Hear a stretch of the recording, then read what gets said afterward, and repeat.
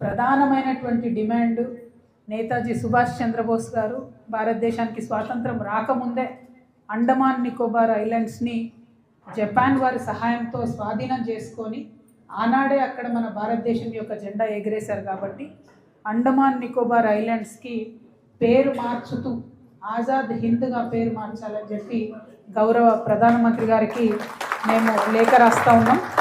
ఆ లేఖను ఇవాళ ప్రెస్ మిత్రులందరి సమక్షంలో కూడా మేము రిలీజ్ చేయబోతా ఉన్నాం. అయితే ఈ సందర్భంగా మరి అసలు బోస్ గారి జీవితానికి సంబంధించి వారికి సంబంధించినటువంటి అన్ని అంశాల మీద కూడా చర్చ జరగాల్సినటువంటి అవసరం ఉంది.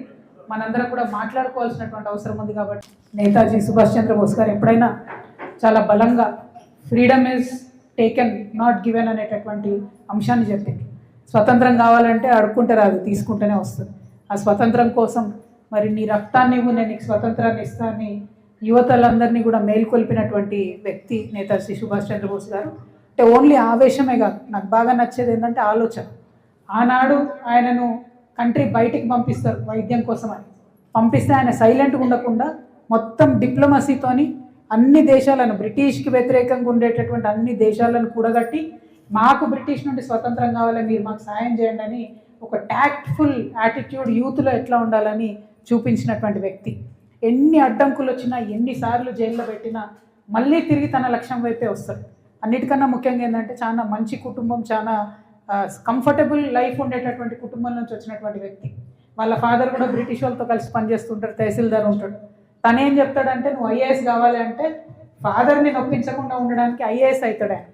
ఐఏఎస్ అయిన తర్వాత కూడా ఆనాడు ఐఏఎస్ ఇట్లా లేకుండే, మన లెక్క సింపుల్గా లేకుండే, కష్టం ఉంటుండే. లండన్ పోయి పరీక్ష రాయాలి. 6 సీట్లు ఉంటే 4వ ర్యాంక్ వస్తుంది ఆయనకు. ఐఏఎస్గా సెలెక్ట్ అవుతాడు.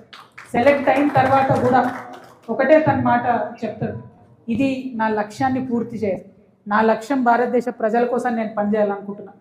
నేను బ్రిటిష్ గవర్నమెంట్లో ఐఏఎస్ అయితే బ్రిటిష్ వాళ్ళతో కలిసి నా ప్రజల్ని పీడిస్తే తప్పితే నా ప్రజల కోసం పనిచేయను. కాబట్టి నేను వదిలేస్తున్నాను. సెలెక్ట్ అయిన తర్వాత ఐఏఎస్ వదిలేసి ప్రజల కోసం వెళ్తాను. అంటే ఆనాటి నుండి ఈనాటి వరకు కూడా త్యాగం చేసినటువంటి వాళ్ళు, లక్ష్యశుద్ధి ఉన్నటువంటి వాళ్ళు, చిత్తశుద్ధి ఉన్నటువంటి వాళ్ళు చరిత్ర రాస్తారనేటటువంటిది నేతాజీ సుభాష్ చంద్రబోస్ దగ్గర ఈరోజు ఉన్నటువంటి మనందరం స్ఫూర్తి తీసుకోవాల్సినటువంటి అవసరం ఎంతైనా ఉన్నది.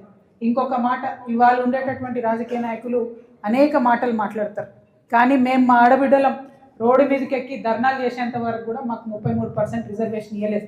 కానీ నేతాజీ సుభాష్ చంద్రబోస్ గారు ఆనాడు తాను దేశం బయట ఒక 40,000 మందితోని ఆజాద్ హింద్ ఫోర్స్ అనేటటువంటి ఇండియన్ నేషనల్ ఆర్మీ నిర్మాణం చేస్తే అందులో రాణి ఝాన్సీ లక్ష్మీ రెజిమెంట్ అని పెట్టి అనేక మంది ఆడబిడ్డలను కూడా సైన్యంలో రిక్రూట్ చేసుకున్నటువంటి వ్యక్తి.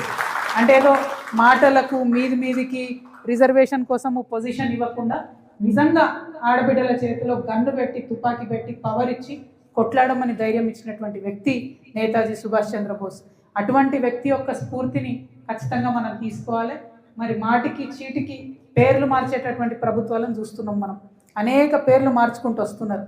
కానీ నేతాజీ సుభాష్ చంద్రబోస్ గారిది మన సంపద, చరిత్ర, మన భారతదేశ చరిత్ర. ఆ చరిత్రను కాపాడుకోవడానికి పేరు